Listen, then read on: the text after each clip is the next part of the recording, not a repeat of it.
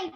They have gifts, powers. They do fly in Rama, and Ram was a god like of a Vishnu of toy. It is the so gods are real. Very good, very good. Thank you so much. Very good, very good. Very good. ठीक है राजेश भैया, और भी बोलना होगा तो बोलने दीजिए, उनसे अच्छा है ये। या ओके ठीक है। मुझे लगता है कोरोना में लोग ज्यादा विश्वास करने, कोरोना की वजह से भगवान पे ज्यादा विश्वास हो गया लोगों को, जब बड़ी बड़ी मुसीबतें आती है लाइफ में, राइट? ओके, तो very good, many people have given very good answer यहाँ पे। तो अगर मैं पढ़ता हूँ, या बोलिए। आराम से उसको हिलाया भी जा सकता है, मैं वो बोल रहा था। क्या बोल रहे थे आप बेटा? उसको आराम से हिलाया भी जा सकता है, बस चमगादड़ की कमजोरी तो नहीं है, वो तो कोरोना वायरस की कमजोरी होगी। ओह सो स्वीट, ठीक है। तो यहाँ पे हम रीजंस देख रहे हैं अभी, सब लोगों ने लिखा है। किसी ने लिखा है कि मेंटेन अर्थ एंड लाइफ, जो अर्थ है हमारा मेंटेन होता है, लाइफ है। फिर कुछ जैसे हिस्टोरिकल प्लेसेस है, मथुरा हो गया या अयोध्या हो गया, अभी भी एग्जिस्ट करते हैं। अभी डिफिकल्ट सिचुएशन में हमको पावर मिलता है भगवान से, राइट? और डेफिनेटली कुछ ऐसी चीजें हैं जो बिना हायर पावर के समझी नहीं जा सकती है, या भगवान का जो बिहेवियर होता है उससे समझ में आता है, राइट? या कभी कभी हमारे लाइफ में हमको पर्सनली फील होता है कि भगवान एग्जिस्ट करते हैं। बहुत अच्छे रीजन दिया सब लोगों ने। अभी मैं दूसरा सवाल पूछूंगा कि कुछ लोग हैं जो भगवान में विश्वास नहीं करते, राइट? जैसे कुछ मैंने 3 रीजन यहाँ पे लिखे हैं। लोग बोलते हैं कि आई कांट सी गॉड, कोई प्रूफ ही नहीं है उसका, राइट? कि भगवान एग्जिस्ट करते हैं। आप मुझे भगवान दिखा सकते हो क्या? अगर भगवान है तो इस दुनिया में इतना सफरिंग क्यों है और इतना पाप क्यों है? ये लोगों का बड़ा कॉमन क्वेश्चन होता है कि भगवान शायद इस कारण से नहीं होंगे इस दुनिया में, राइट? और एक बहुत इंपॉर्टेंट कारण है, यहाँ पे मैंने मेंशन नहीं किया, बहुत बार लोग भगवान में इसलिए भी विश्वास नहीं करते क्योंकि जो विश्वास रखने वाले लोग होते हैं उनका जो बर्ताव होता है, जो उनका बिहेवियर होता है, वो इतना अच्छा नहीं होता है, राइट? तो इसलिए मतलब आप स्पिरिचुअलिटी प्रैक्टिस करो मत करो, आप भगवान पे विश्वास रखो। थोड़ा म्यूट कर सकते क्या दिलीप जी? या तो हेलो, हाँ जी। तो कुछ एक सेकेंड ना, कुछ म्यूट करना पड़ेगा मुझे लगता है। मैं करता हूँ म्यूट, मैं करता हूँ। ओके ओके ठीक है। हाँ, तो कुछ ऐसी चीजें होती है जब जो भगवान पे विश्वास रखने वाले लोग होते हैं, जब उनका बिहेवियर अच्छा नहीं होता है किसी कारण से, राइट? वो किसी से बात नहीं करते या कुछ कैरेक्टर उनका अच्छा नहीं होता है, तो इसके वजह से भी लोगों का भगवान से विश्वास उड़ जाता है। तो इसलिए मैं बता रहा था कि वेदर आप स्पिरिचुअलिटी के पाथ पे हो या नहीं हो, आप भगवान पे विश्वास रखो या मत रखो, लेकिन सबसे इंपॉर्टेंट हमारे लिए लाइफ में अगर कुछ है तो हमारा जो ह्यूमन बिहेवियर है वो सबसे इंपॉर्टेंट है, राइट? तो ये भी एक रीजन है कि misbehaviour of theistic people, right? ये भी एक बड़ा रीजन है, राइट? तो अभी हम कोशिश करेंगे देखने के लिए कि भगवान का एग्जिस्टेंस प्रूफ क्यों नहीं है, राइट? प्रूफ कैसे नहीं दिख सकता है, या भगवान हमको दिख क्यों नहीं सकते हैं, राइट? तो वो सारी चीजें भी हम डिस्कस करेंगे आगे। अभी रैशनल देखेंगे भगवान के एग्जिस्टेंस के लिए। तो यहाँ पे आ गया, मैंने लिया CLOD, right? Creator, law maker, order और डिजाइनर। इस दुनिया में जो क्रिएशन हुआ है उसके बारे में जस्ट थोड़ा सा देखने की कोशिश करेंगे और फिर अलग अलग टॉपिक्स पे जाएंगे हम लोग।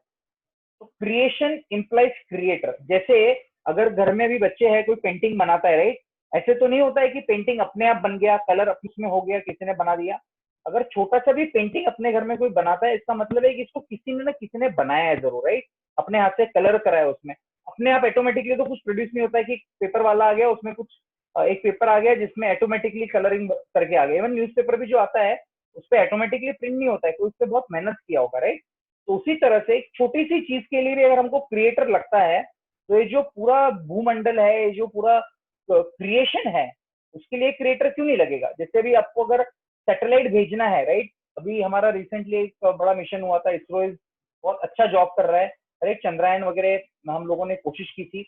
तो हमने देखा कि अगर स्पेस में भी अगर आपको एक सिंपल सा सैटेलाइट भी भेजना है तो उसके पीछे कितना दिमाग लगता है उसको बनाने के लिए, उसका कितना वजन होना चाहिए, राइट? और उसको कंट्रोल रूम होता है जहाँ से कंट्रोल किया जाता है, और कंटिन्यूअसली उसके जो पैरामीटर्स है, उसके पैरामीटर्स होते हैं, जैसे कितने डिग्री में वो ओरिएंट होना चाहिए, कितना उसका स्पीड होना चाहिए, कब उसका जो ऑर्बिट से बाहर निकलना चाहिए, राइट, उसमें डिस्टेंस कितना होना चाहिए पृथ्वी में और सैटेलाइट में, उसे धूप उससे हीट कितना निकलना चाहिए, और ये बहुत सारे पैरामीटर्स होते हैं। एक सिंपल सा सैटेलाइट अगर आपको भेजना है, राइट, तो अगर ऐसे पैरामीटर्स के लिए अगर आपको इतने सारे साइंटिस्ट लगते हैं और इतने सारे लोग लगते हैं, तो इस दुनिया में, राइट, अभी अर्थ की बात कर लेते हैं हम लोग। अर्थ का जो वजन है according to again modern science, उसका जो वजन है 6 × 10⁻⁻⁰ मेट्रिक टन, राइट। ये बहुत बहुत ज्यादा वजन है, इतना वजन है।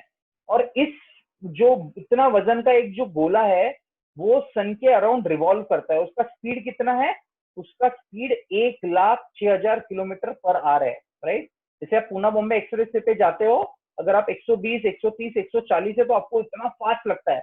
100 मतलब जो फास्टेस्ट कार है आज की डेट में, अगर आप देखोगे फेरारी वगैरह, कुछ हो गया तो स्पीड होता है मैक्सिमम 500, 600, बहुत हो गया 1000 किलोमीटर, मतलब बहुत ज्यादा बोल दिया मैंने आपको, वो भी हमको इतना फास्ट लगता है। तो यहाँ पे अर्थ, उसका वजन कितना है देखो आप, 6 × 10⁻21 मेट्रिक टन है।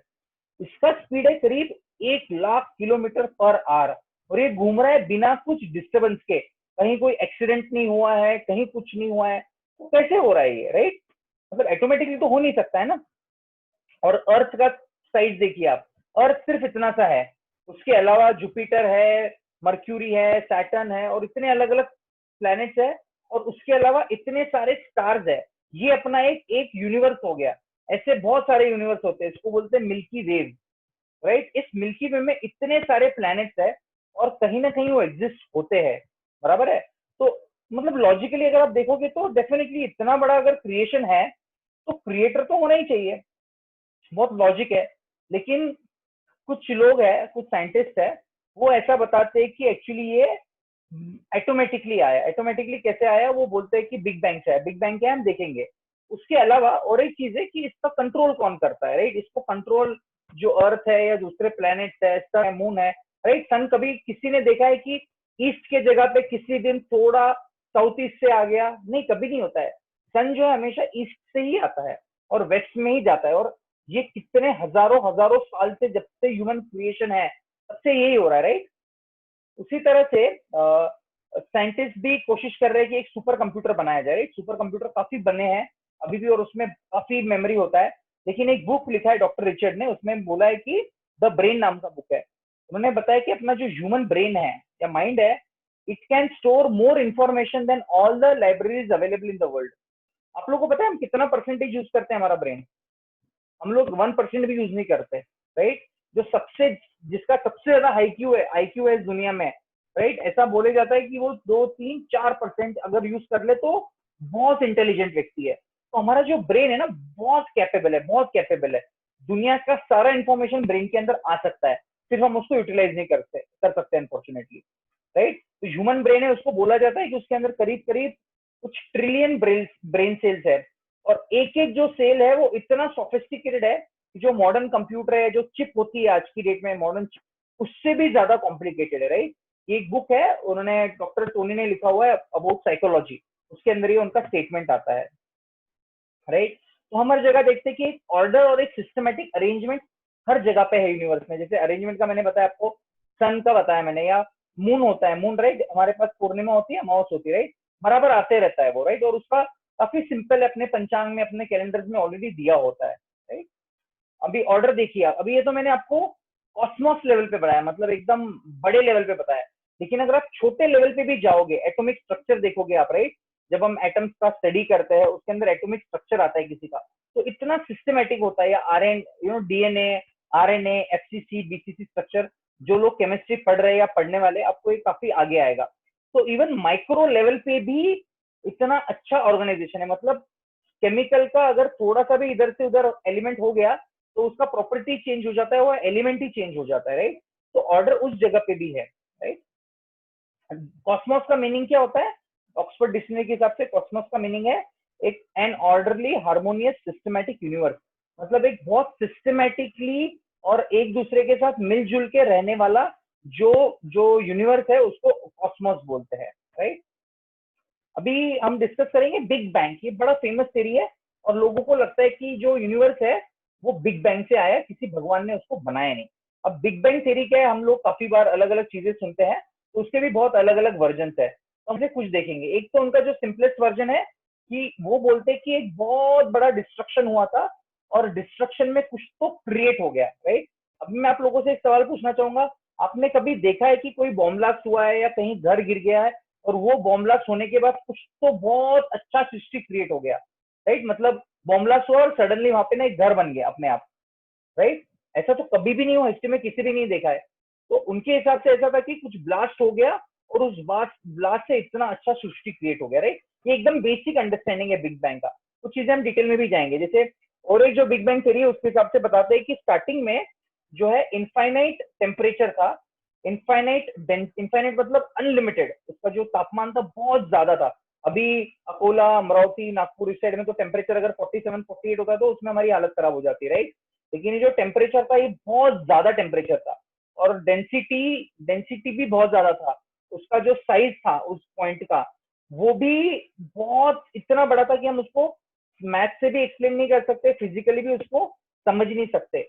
ये स्पेस और टाइम के बियॉन्ड था, राइट, ऐसा पॉइंट।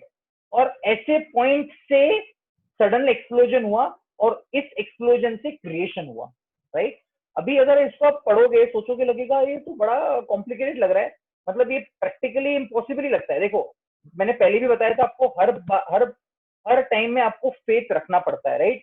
अभी आपको फेथ रखना है कि भाई बिग बैंग से भगवान आए थे या इस सृष्टि का निर्माण हुआ था, या हमारे जो स्क्रिप्चर्स है, वैदिक स्क्रिप्चर्स है, उसमें जो डिस्क्रिप्शन दिया हुआ कि ये सृष्टि का निर्माण कैसे हुआ था। हमको रखना है बिग बैंग या फिर अपने वैदिक स्क्रिप्चर्स, चॉइस हमारे पास में है, राइट। एनसाइक्लोपीडिया ब्रिटानिया के हिसाब से ये भी बोला जाए कि ऐसा कोई भी आज तक थ्योरी नहीं है ओरिजिन ऑफ सोलर सिस्टम का जिसको सब लोगों ने एक्सेप्ट किया यूनिवर्सली। हर लोग अपने अपने हिसाब से बताते हैं कुछ ना कुछ, राइट। और सब में कुछ ना कुछ एजम्पशंस है, बहुत बड़े बड़े एजम्पशंस है, राइट। तो मैंने एक बुक लिया है, बड़ा फेमस है, रिचर्ड डॉकिंस, राइट। वो अपने आप को बहुत बड़ा एथिस्ट मानता है दुनिया का। उसका एक बुक है, उसने लिखा हुआ, उसका नाम है सेल्फिश जीन, राइट। तो उसमें वो क्या बोल रहा है, स्पेकुलेट कर रहा है, बोल भी रहा है। उसके हिसाब से जो अपना जो पृथ्वी था उस वक्त बहुत सिर्फ कार्बन डाइऑक्साइड था, उसमें कार्बन डाइऑक्साइड, मिथेन, अमोनिया और वाटर। उसके बाद क्या हो गया, उसको लाइट मिला, ये सब केमिकल्स को, और उसके वजह से वोल्केनो इरप्शन हुआ। और उस कारण से जितने भी एटम्स, मॉलिक्यूल, कंपाउंड थे अपने आप उन्होंने अरेंज किया इस तरह से कि वो कन्वर्ट हो गए एमिनो एसिड्स और प्रोटीन में। और उसके बाद एक बहुत बड़ा कुछ एक्सीडेंट हुआ या बॉम्ब ब्लास्ट हुआ, उसके वजह से एक ऐसा मॉलिक्यूल पैदा हुआ जिससे सृष्टि का निर्माण हो गया बेसिकली, राइट। और ये एक उनका थ्योरी है, या फिर सृष्टि का निर्माण बोलो या फिर फर्स्ट लिविंग सेल हो गया। इसी तरह से उनका और एक थ्योरी है जहाँ पे वो क्रिएशन के बारे में बात कर रहे हैं। इस स्लाइड में हम बात कर रहे हैं कि जो पहला लिविंग सेल था, राइट, हम बोलते हैं amoeba was the first living cell according to हमारा साइंस। लेकिन हमारे जो वैदिक ग्रंथ पढ़ोगे तो first living cell was not amoeba, right? It was Vithoba. It was not amoeba, right? Lord Vitthal, lord Krishna, lord Vishnu वो ओरिजिनल थे, राइट। उन्होंने फिर ब्रह्मा जी को बनाया और ब्रह्मा जी ने इस वर्ल्ड को बनाया। ये एक फिलोसफी है जो आपको चॉइस है, देखो आप ये एक्सेप्ट कर सकते हो या वो एक्सेप्ट कर सकते हो, राइट। तो ये बेसिकली ओरिजिन ऑफ लाइफ का मॉडर्न साइंस के हिसाब से एक्सप्लेनेशन दिया हुआ है। और आपको इसके अंदर काफी डिटेल है, लोग जाते हैं काफी डिटेल में, ब्लैक होल थ्योरी है, ये है वो है। अभी रिसेंटली एक बहुत फेमस साइंटिस्ट थे, मतलब मुझे तो उनसे काफी इंस्पिरेशन मिलता है, भले ही उनके मैं आइडियोलॉजी से, फिलोसॉफी से हम उनसे ताल्लुक ना रखे, लेकिन स्टीफन हॉकिंग नाम के एक बड़े साइंटिस्ट हुए थे। सबसे बड़ा इंस्पिरेशन मुझे उनके लाइफ से ये मिलता है कि उनका फिजिकल कंडीशन इतना बुरा था लेकिन फिर भी उनका ब्रेन कितना पावर था। अब वो उस ब्रेन से उन्होंने क्या लिखा क्या नहीं लिखा मैं उससे एग्री नहीं करूंगा, या बहुत सारे लोग एग्री नहीं करेंगे, लेकिन एक इंस्पिरेशन है हमारे लिए कि ऐसे सिचुएशन में भी वो काफी कुछ अचीव कर पाए। तो वो बड़े फेमस थे जो बिग बैंग या ब्लैक होल के बारे में बड़ा थ्योरी प्रोपोगेट करते थे, राइट। अल्टीमेटली देखो उनका भी डेथ हो गया, वो अपने आप को भी नहीं बचा पाए, राइट, इतने बड़े साइंटिस्ट होने के बावजूद भी। फिर दूसरा देखते हैं हम लोग, अभी ये मैंने पहले बताया आपको क्रिएशन के बारे में बताया, क्रिएशन, ऑर्डरलीनेस, राइट। अभी हम देखेंगे लॉ, राइट। किसी भी कंट्री में लॉ मतलब अगर कोई लॉ है तो वहां का कोई लॉ मेकर है। जैसे इंडिया में, राइट, अगर एज्यूम करो कि सब लोग सही से ट्रैफिक के रूल्स फॉलो कर रहे हैं तो क्या माना जाता है कि राइट हैंड साइड ड्राइविंग होता है हमारा या लेफ्ट हैंड साइड ड्राइविंग होता है? राइट हैंड साइड ड्राइविंग होता है हमारा। और हमको बोला जाता है कि लेफ्ट में गाड़ी रख के चलाना चाहिए। ये रूल आइडियल है वो अलग बात है कि इंडिया में इतना फॉलो नहीं होता है उसको, लेकिन अगर आप दूसरे कंट्रीज में जाओगे, बहुत सारे मिडिल ईस्ट में जाओगे, यूएस में जाओगे, यूरोप में जाओगे, तो वहाँ पे ना राइट हैंड साइड ड्राइविंग नहीं होता है, लेफ्ट हैंड साइड ड्राइविंग होता है एक्चुअली। वहाँ का रूल है। वो रूल किसने बनाया? उस देश के लोगों ने बनाया, उस देश के प्रेसिडेंट ने बनाया, राइट। वैसे हमारे इधर ऐसे रूल बने हुए हैं, अलग अलग रूल्स बनते हैं, रूल्स अपने आप पैदा नहीं होते, राइट। तो लॉ मीन्स लॉ मेकर है कोई तो, राइट। उसी तरह से या ट्रेन में अगर आप जाते हो, फर्स्ट क्लास का टिकट ले सकते हो आप, first class AC, second class, third AC, general का टिकट ले सकते हो। तो ट्रेन में भी ट्रेवल करने के रूल्स किसी ने ना किसी ने तो बनाए, जैसे तत्काल टिकट बुक करना है उसके कुछ रूल्स है, तो कोई तो बनाता है, वो चेंज भी होते रहते हैं, अपने आप रूल्स नहीं आते, राइट। उसी तरह से इस दुनिया में भी जो लॉज है, जैसे मैं आपको बता रहा था, सूर्य भगवान का जो उगम है वो हमेशा ईस्ट में ही होता है। ऐसे बहुत सारी चीजें सृष्टि में जो होती है, राइट। जैसे भी हम लोग अगर लॉ को फॉलो नहीं करते, नेचर के लॉ को, तो हमको उसका पनिशमेंट अभी मिल रहा है, right. Corona is one of that thing where we are punished. मतलब ऐसा नहीं कि हम लोगों ने सबने गड़बड़ किया, लेकिन कुछ लोगों ने, काफी लोगों ने गड़बड़ किया, उसकी वजह से हम लोग फेस कर रहे हैं। अगर आप सृष्टि के नियम का पालन नहीं करोगे तो सृष्टि आपको उसका पनिशमेंट जरूर देगी, राइट। उसी तरह से हम लोग देखते हैं कि प्लैनेट जो है ना, जैसे ट्रैफिक मैन है, पहले उसका डिस्कस करते हैं। ट्रैफिक पुलिस मैन है, वो भी ट्रैफिक कंट्रोल करता है, राइट। अपने आप नहीं होता है, जैसे अभी आप बोलोगे नहीं, लेकिन ट्रैफिक सिग्नल तो ऑटोमेटिक होता है। अभी अगर आप नॉर्मल देखोगे, अगर आपको थोड़ा भी अंडरस्टैंडिंग नहीं होगा कंप्यूटराइजेशन, कंप्यूटराइज क्या होता है, तो ट्रैफिक सिग्नल भी ऑटोमेटिक नहीं होता है, उसके पीछे भी कोई एक प्रोग्राम लिखा हुआ है कंप्यूटर का, और वो प्रोग्राम लिखने वाला कोई व्यक्ति है, ऑटोमेटिकली नहीं आया, राइट। तो उसी तरह से जो प्लैनेट से हम देखते हैं, वो एक पर्टिकुलर ऑर्डर में, एक पर्टिकुलर लॉ के हिसाब से होते हैं। जैसे हम बोलते हैं कि पृथ्वी को करीब 24 घंटे लगते हैं, राइट, एक दिन के लिए। ये साइकिल, ये एक लॉ है, राइट, ये कभी चेंज नहीं होता है, ये यूनिवर्सल है। उसी तरह से ट्रैफिक का भी परफेक्ट कंट्रोल मैकेनिज्म भी कोई कर रहा है। तो अगर ट्रैफिक के लिए अगर आपको एक पुलिसमैन चाहिए या कोई कंप्यूटर चाहिए, तो क्यों नहीं आपको इस सृष्टि में जो इतना ट्रैफिक है, इतना कॉस्मोस है, इतने स्टार्स है, इतने प्लैनेट्स है, उनका तो कभी कोलिजन हुआ नहीं है। अगर कोलिजन होता तो सृष्टि का विनाश भी हो सकता था, लेकिन वो कभी हुआ नहीं आज तक, इतने साल हो गए। जबकि हम में तो इतने एक्सीडेंट होते ही रहते हैं रेगुलरली, राइट। इसी तरह से फिजिकल ऑप्टिक लॉज है, राइट। लॉ ऑफ प्रिज्म का हम देखते हैं, या रिफ्रैक्शन, रिफ्लेक्शन, जो सारे लॉज है, इसको किसी ने बनाया नहीं है, किसी साइंटिस्ट ने, ये ऑलरेडी नेचर में एग्जिस्ट करते थे। जैसे बात करते लॉ ऑफ ग्रेविटेशन का, राइट। लॉ ऑफ ग्रेविटेशन किसने फाइंड किया? उसने, न्यूटन ने फाइंड किया, लेकिन उन्होंने बनाया क्या उस लॉ को? नहीं, उन्होंने सिर्फ डिस्कवर किया। ये लॉ तो ऑलरेडी एग्जिस्ट था पहले से, ऐसा तो नहीं था कि न्यूटन ने जब तक उसको डिस्कवर नहीं किया था तब तक अगर आप एप्पल को ऊपर फेंकते थे तो एप्पल नीचे आता ही नहीं था। नहीं, वो पहले से वैसा था, उन्होंने सिर्फ डिस्कवर किया। तो ये लॉ पहले से सिस्टम में, सृष्टि में एग्जिस्ट होते हैं। उसी तरह से लॉ ऑफ मैकेनिक्स होते हैं। अगर आपने थोड़ा मैकेनिक्स पढ़ा होगा तो जब आप या फुटबॉल से ज्यादा मैं एग्जांपल क्रिकेट का दूंगा आपको।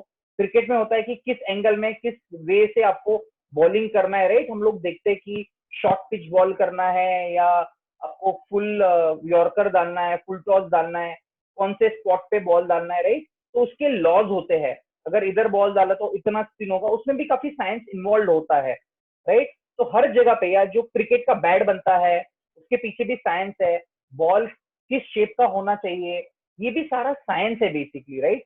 पिच कैसी होनी चाहिए, बाकी तो भूल जाओ, पिच के लिए भी बड़ा एक साइंस होता है कि ये पिच कैसी है।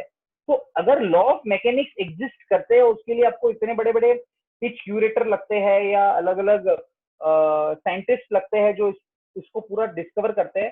तो why not it is there for the laws of this world, जो कि एकदम प्रिसीजन है इस दुनिया में। अगर आप देखोगे 100% मैथमेटिकल एक्यूरेसी है इसको गौर करने के लिए, राइट। तो ये हो गया आपका लॉ इम्प्लाइज लॉ मेकर। पहले हमने क्या देखा था? क्रिएशन। दूसरा भी हमने देखा लॉ इम्प्लाइज लॉ मेकर। अभी तीसरा हम देखेंगे ऑर्डरलीनेस, राइट। इस दुनिया में इतना सही ऑर्डर और डिजाइन है।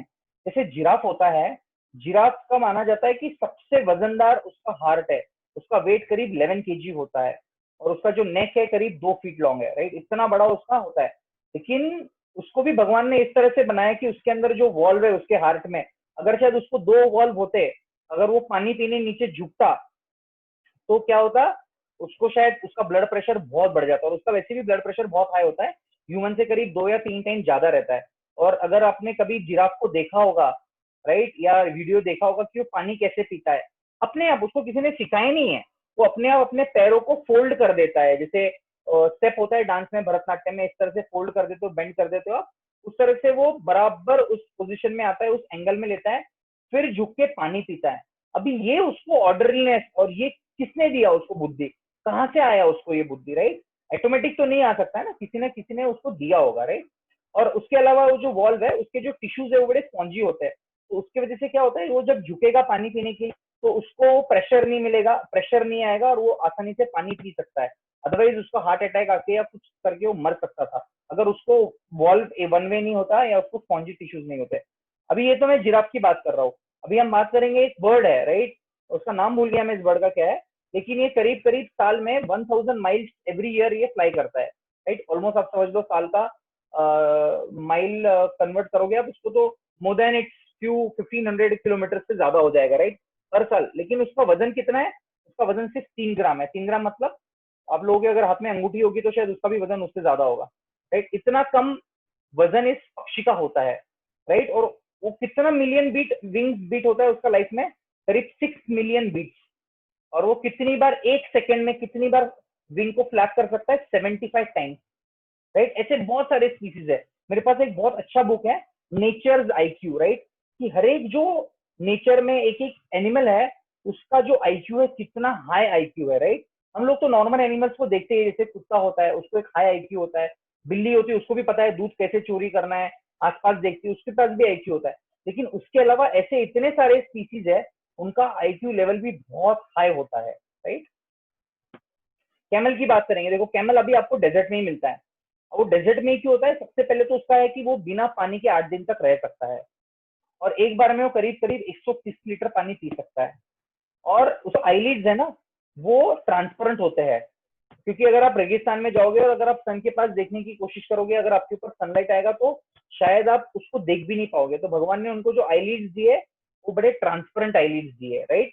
तो देखो ऐसा नहीं कि कोई भी एनिमल किधर भी पैदा हो गया, राइट? आपको यहाँ पे पोलर बियर रेगिस्तान में नहीं मिलेगा, पोलर बियर आपको हमेशा बर्फ में ही मिलेगा, राइट? मछली आपको जमीन पे नहीं मिलेगी, मछली आपको पानी में ही मिलेगी। ऐसा कभी हुआ नहीं है कि मछली पानी के बाहर जिंदा रह सकती है। वो उसका एक प्रकृति का नियम है, उसका एक ऑर्डर है, उसका जो डिजाइन बनाया हुआ है बहुत अच्छे से, राइट? उसी तरह से हम लोग डिजाइन देखते हैं, एक फ्लावर होता है, राइट? आज की डेट में मुझे बता दो, कोई भी इतना साइंस और टेक्नोलॉजी एडवांस हो गया, अगर आप आर्टिफिशियल रोज भी सही से नहीं बना सकते हो, मतलब जो ऑर्गेनिक रोज आता है उसका जो सुगंध होता है वो इतना सुंदर होता है। आप उसके हम लोग अलग अलग सेंट परफ्यूम्स बनाते हैं, right? We have rose flavour का बनाएंगे या फिर किसी और फ्लेवर का परफ्यूम होता है, लेकिन वो ओरिजिनल कहाँ से आता है? ओरिजिन नेचर से ही आता है उसका।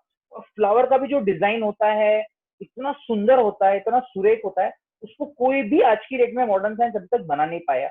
उसी तरह ट्री होते हैं, अलग अलग टाइप के ट्री होते हैं, जैसे एक ट्री है बैनियन ट्री है, राइट? उसका अलग ही रूट रहता है। या पंपकिन का ट्री है, पंपकिन देखो, पंपकिन इतना बड़ा होता है लेकिन उसका ट्री कितना छोटा सा होता है, एकदम छोटा सा होता है, उसको तो ज्यादा हम ट्री भी नहीं बोलते, उसको पौधा ही बोलते हैं, राइट?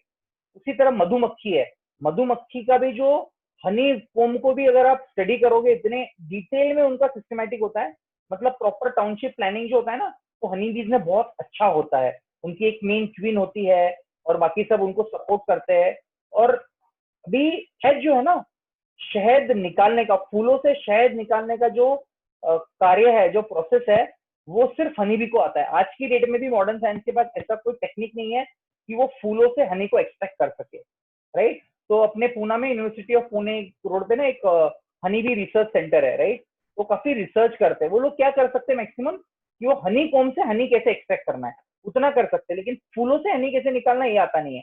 उसी तरह से स्पाइडर भी देखो, छोटा सा है, अभी आपके घर में गलती से स्पाइडर वगैरह है तो आप देखना उसको कितना अच्छे से वो नेट बनाता है, इतना सिस्टमेटिक और इतना ऑर्डर होता है उसके नेट में, राइट? तो सुपर ऑर्गेनाइजेशन अगर इस दुनिया में है तो इसका मतलब है कि कोई सुपर ऑर्गेनाइजर जरूर है उसके लिए, राइट? तो अभी इसको कैसे समझते हैं, तो भगवत गीता में एक श्लोक आता है, उस श्लोक का जो है 7वें अध्याय में वो श्लोक है, सॉरी, उसमें बोला जाता है कि जिस तरह से एक मोती की माला होती है, राइट? अब वो मोती जो उसपे होते हैं उसके नीचे एक धागा होता है, वो धागा किसी को दिखता नहीं है, लेकिन अगर आप उस धागे को निकाल दोगे तो मोती सारे बिखर जाएंगे। उसी तरह भगवान कृष्ण बोलते हैं कि इस दुनिया में जो कुछ भी है, राइट, वो सब उसी तरह से है जैसे मोती एक धागे के ऊपर है। और वो धागा कौन है? वो धागा भगवान है जो सबको जोड़ के एक हार्मोनी में रखते हैं, राइट। तो unseen can be proven by the seen. तो आप मोती को देख सकते हो, इस हार्मोनी को देख सकते हो, क्रिएशन को देख सकते हो, लेकिन उसका सृष्टि का निर्माता तो आप देख नहीं सकते, लेकिन किसी न किसी तरह से आपको ये बिलीव जरूर होगा कि कोई ना कोई इसके पीछे व्यक्ति जरूर है, राइट। ओके, अभी किसी को कोई क्वेश्चन है इसके ऊपर बिफोर? इसका ही दूसरा पार्ट है, मतलब how to see God then. किसी को कोई क्वेश्चन है इसके ऊपर?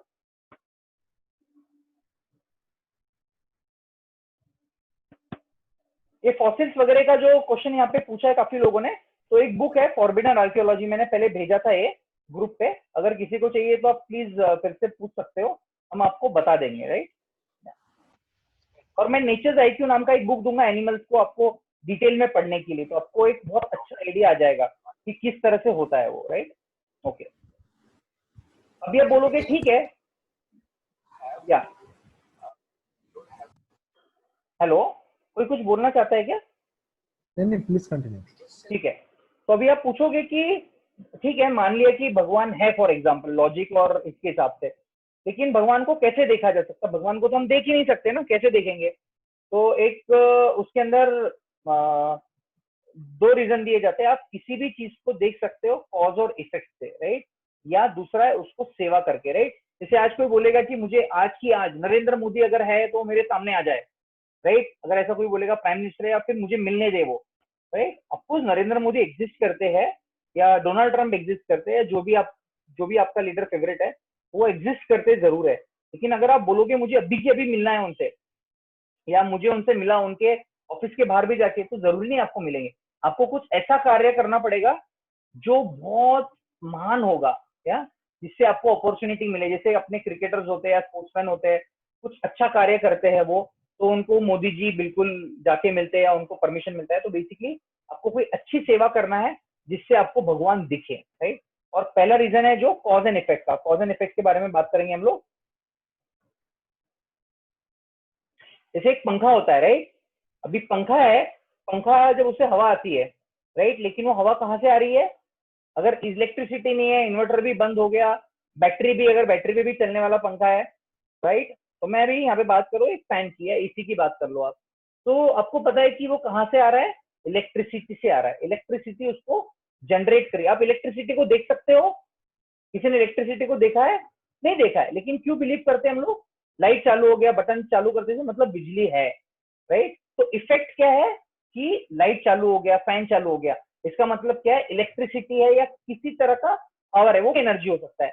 अगर आपके घर में सोलर पैनल है तो शायद सोलर हीटर होगा।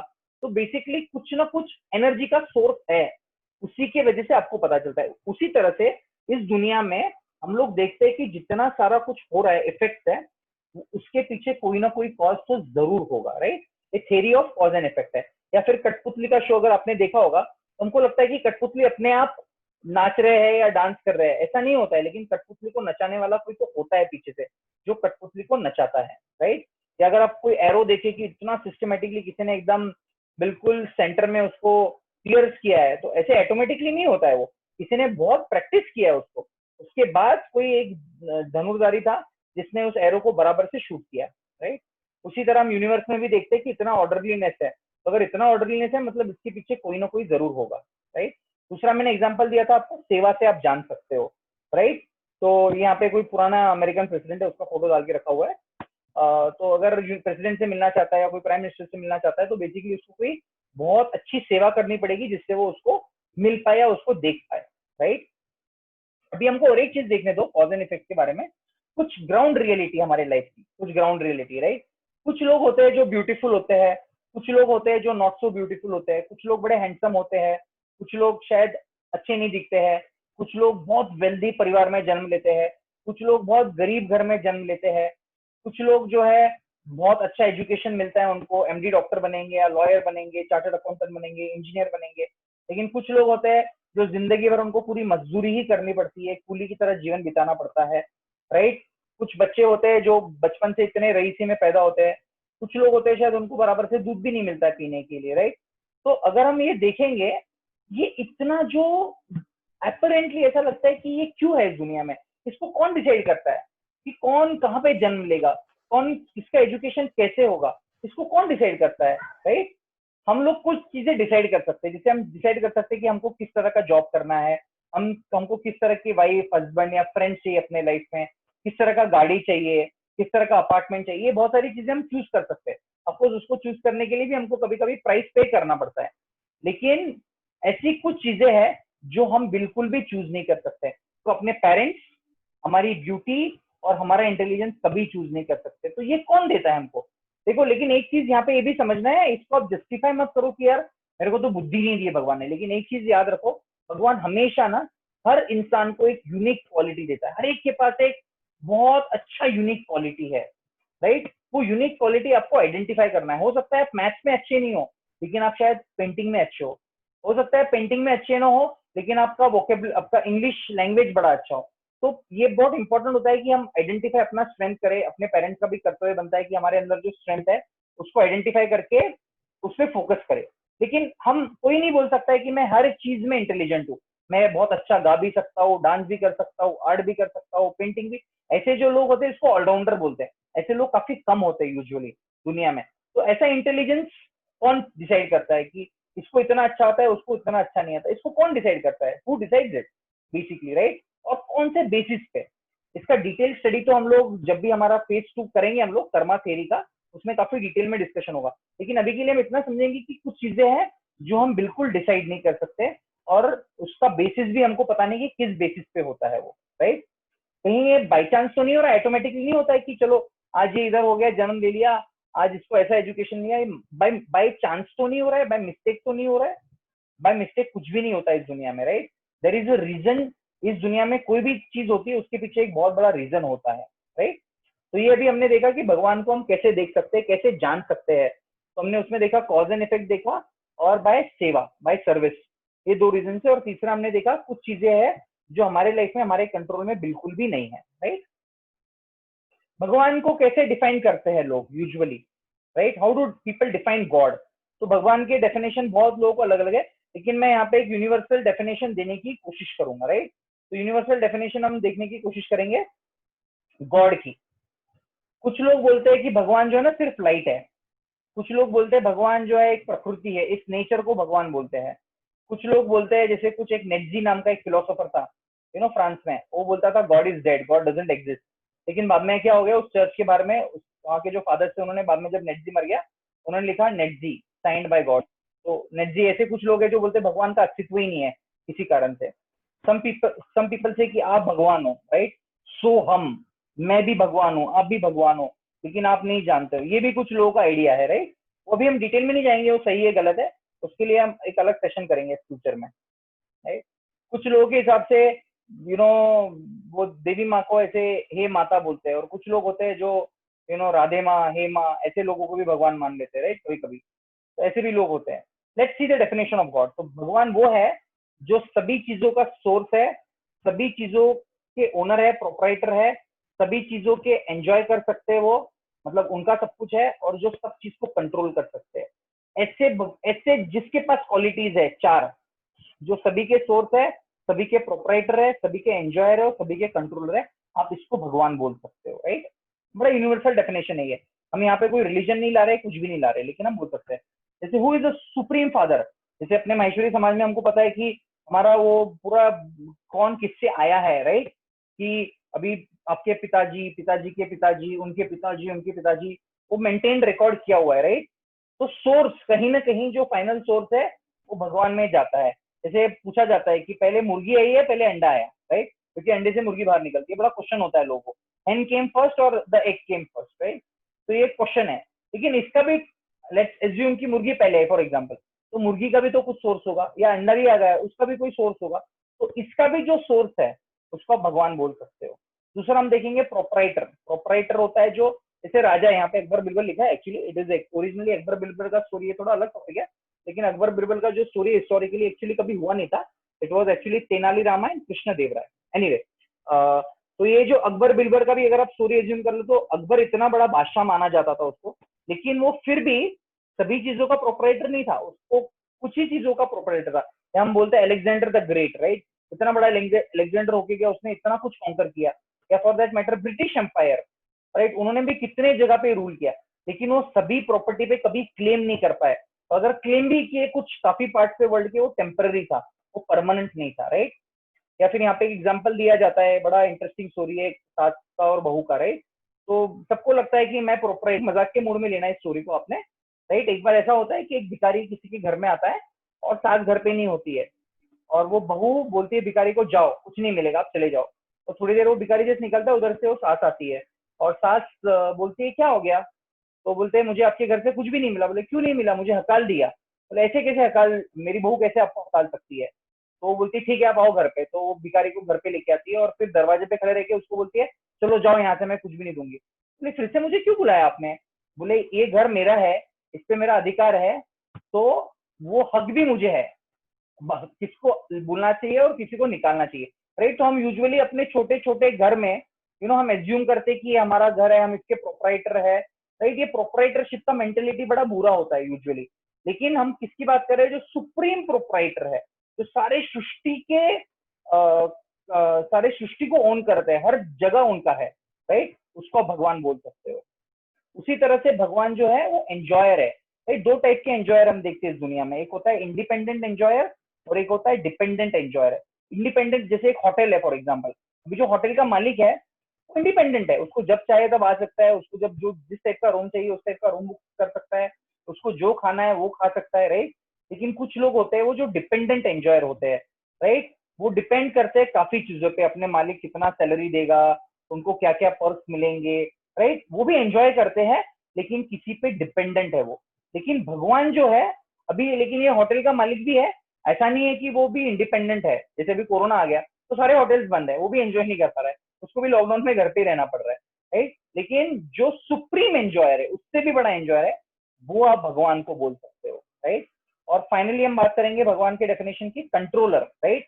जैसे अभी हमारा बॉडी देखोगे इतना कॉम्प्लेक्स है, इतना कॉम्प्लेक्स है, राइट। बायोलॉजी में भी अगर आप किसी भी एक बॉडी का पार्ट लोगे, कान लोगे, आंख लोगे, तो उसमें भी इतने इतने एक्सपर्ट होते हैं हर चीज के लिए। तो हमारा बॉडी अगर इतना सा भी छोटा मोटा कुछ पेट में हो जाता है तो गड़बड़ हो जाती है, राइट। तो ये बॉडी को भी कंट्रोल करने वाला कोई तो कंट्रोलर होगा ना, किस तरह से हमारा बॉडी फंक्शन करता है। ऑफकोर्स हमारे हाथ में काफी हद तक है, ऐसा नहीं कर सकते हो कि आप बहुत सारा जंक फूड खा रहे हो, फास्ट फूड खा रहे हो, बहुत कैफीन वाले कोल्ड ड्रिंक्स पी रहे हो, ये सब कर रहे हो और फिर बोल रहे हो कि मेरी तबीयत खराब हो रही। नहीं, आपको भी ध्यान रखना जरूरी है कि आपका बॉडी आपको भगवान ने दिया, आपको उसका सही से ध्यान रखना है। लेकिन इन जनरल भी अगर जब बर्थ होता है किसी चाइल्ड का, तो यूजुअली इतना सब कॉम्प्लेक्स सिस्टम हमारे बॉडी में है, क्या कॉम्प्लेक्स सिस्टम, और ये कॉमन है, राइट। ऑलमोस्ट सभी में होता है। ऑफकोर्स कुछ एक्सेप्शनल केसेस होते हैं जहाँ पे बच्चे को कभी पैर का प्रॉब्लम होता है, ये प्रॉब्लम होता है, बट यूजुअली अगर आप देखो 99% of the population is born very normal actually इस दुनिया में, राइट। तो ये कैसे होता है, जैसे अभी मैं बोल रहा हूँ, राइट, तो मेरी आवाज निकल रही है, लेकिन अगर गले की इतनी सी भी अगर जो नली, आप उसको ओरल कैविटी बोलो या जो भी बोलते हैं, मेरे को इतना पता नहीं टेक्निकली बायोलॉजी, लेकिन अगर इतना सा भी थोड़ा सा भी चेंज हो गया उसके अंदर, तो मेरी आवाज ही बंद हो सकती है, 1 सेकंड में बंद हो सकती है। तो मैं ये प्राइड नहीं कर सकता हूँ कि देखो मैं बात कर सकता हूँ, ये कर सकता हूँ, मेरे हाथ में है ही नहीं, मेरा गला मेरे हाथ में नहीं है, मेरी आवाज मेरे हाथ में नहीं है, राइट। मेरा 1-2 बार ऐसे गला बैठा था तो मैं 3-4 दिन तक कुछ बोल ही नहीं पाया, राइट। फिर काफी कुछ मेडिसिन वगैरह लेके शायद ठीक हुआ, राइट। बट हम कंट्रोलर नहीं है इस बॉडी के। तो basically definition of God is somebody who is very supreme source, supreme proprietor, supreme enjoyer and supreme controller, right। और 2 फंडामेंटल क्वेश्चन है जो हमेशा हमने पूछने चाहिए अपने लाइफ में, ये यूनिवर्स का ओरिजिन कैसे था और इस ओरिजिन का, इस यूनिवर्स का पर्पस क्या है, राइट। ये जब तक हमको इसके सवाल नहीं मिलेंगे, ये एक सवाल सिर्फ ह्यूमन बीइंग ही पूछ सकता है, राइट। ये सवाल कोई एनिमल नहीं पूछ सकता है। एनिमल ये बोल सकता है कि मुझे भूख लगी है, मुझे प्यास लगी है, ये दो वो दो, लेकिन ये सवाल नहीं पूछ सकते ये दुनिया क्यों बनी है, राइट। तो ऐसी चीजें जो जिसको हमको हमारा एक्सपीरियंस ही नहीं है कि ये we have absolutely no experience of any object और system coming about by chance. ऐसा आपके लाइफ में आप सोचो, ऐसी कोई चीज है आपके लाइफ में जो ऑटोमेटिकली बहुत अच्छी चीजें आ गई। जैसे आपको फोन का अगर शौक है तो आईफोन तो आपके घर में अचानक नहीं आया होगा, किसी ने मेहनत की होगी, पैसा कमाया होगा, उसको ऑनलाइन फ्लिपकार्ट पे ऑर्डर किया होगा, उसके बाद घर में आया। ऑटोमेटिक लॉटरी भी अगर आप बोलते हो तो लॉटरी भी ऑटोमेटिकली नहीं लगती है किसी को, उसके लिए जाके कम से कम टिकट तो खरीदना पड़ता है, कुछ ना कुछ तो मेहनत करना पड़ता है उसके लिए, राइट। और ये जो यूनिवर्स है इसके अंदर इतना हार्मोनी, इतना ऑर्डरलीनेस और इतना स्ट्रक्चर कहाँ से आया है, और आज की डेट में भी आप देखो कितना है। जैसे भी हम लोग देखते हैं कि कोरोना की वजह से सब कुछ बंद है, तो जो नेचर है वो कितना नेचुरली टेम्परेचर वगैरह जो है, दिल्ली साइड में जो पोल्यूशन था या जो एनिमल्स बड़े परेशान रहते थे, वो इतने नेचुरल एनवायरनमेंट में फिर से आ गए, अपने आप ही हो गया, सब नॉर्मल हो गया, राइट। तो ये जो पॉइंट है, ये हमको क्वेश्चन हमेशा पूछना चाहिए, राइट, कि इसका पर्पस क्या है। वो purpose of life is a different part two it. तो हम यहाँ पे इसको एंड करेंगे। अभी किसी का कुछ क्वेश्चन होगा या किसी को इसके ऊपर कुछ ऐड करना होगा तो बता सकते हैं।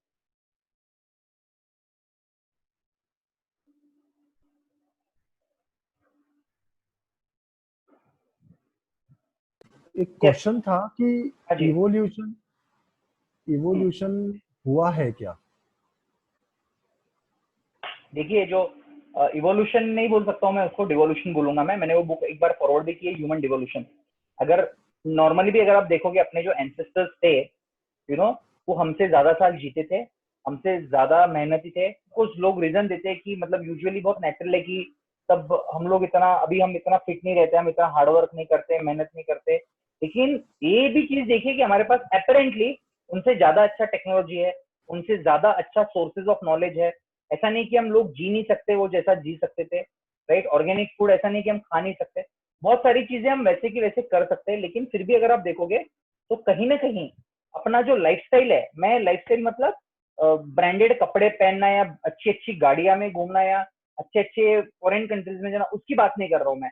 एक जो बेसिक लाइफस्टाइल हमको जरूरी है, वो अगर आप कंपेयर करोगे, या अगर आप कंपेयर करोगे सेटिस्फेक्शन का पैरामीटर, तो अपने एंसेस्टर्स है प्रॉब्ली वो हमसे कई गुना ज्यादा सेटिस्फाइड थे। और रिलेशनशिप की भी अगर बात करोगे तो पहले के जमाने में बहुत अच्छी रिलेशनशिप हुआ करते थे लोगों के, राइट। पहले कम्युनिकेशन के मोड कम थे, लेकिन कम्युनिकेशन गैप कम था। अभी क्या है, अभी हमारे पास में इतना कम्युनिकेशन का गैजेट्स है, लेकिन कम्युनिकेशन गैप भी बढ़ते जा रहा है। तो ह्यूमन का इवोल्यूशन नहीं, एक्चुअली डिवोल्यूशन हुआ है, राइट। तो ओरिजिनल जो फर्स्ट लिविंग बीइंग इस दुनिया में वैदिक पुराण के हिसाब से जो हुआ है वो ब्रह्मा जी का है। और ब्रह्मा जी जो है बड़े पावरफुल व्यक्ति है, बहुत पावरफुल व्यक्ति है। उनसे ही सारी सृष्टि का निर्माण हुआ है बेसिकली, राइट। और फिर ब्रह्मा जी से अलग अलग मनु आए, जिससे मानव नाम मिला है हमको, राइट। और फिर मनु ने अलग अलग तरह के ह्यूमन बींग्स को बनाए हैं। तो इस तरह से वो डिवोल्यूशन हुआ है हमारा लोग, हम लोग का इवोल्यूशन नहीं हुआ है। और एक चीज है जो बोलते हैं लोग कि ये एनिमल पहले आया, उसके बाद ये उसके वजह से ये हुआ, उसके वजह से वो हुआ। लेकिन अगर आप देखोगे वो जितने भी डार्विन थ्योरी में बोला हुआ है, ऑलमोस्ट सारे एनिमल आज की डेट में एग्जिस्ट भी करते हैं, पैरेलली एग्जिस्ट करते हैं। अपने आज की डेट में मुझे बताओ, कोई भी बंदर को मनुष्य होते हुए देखा क्या? इतना साइंस और टेक्नोलॉजी हमारे पास में, कोई भी एग्जाम्पल है क्या? चिंपैंजी हो गया, गोरिल्ला हो गया, क्या वो चिंपैंजी गोरिल्ला आज की डेट में कैन साइंस, मतलब it's open challenge to anybody in the world, कि आप एक मंकी को ह्यूमन बींग बना दो, राइट।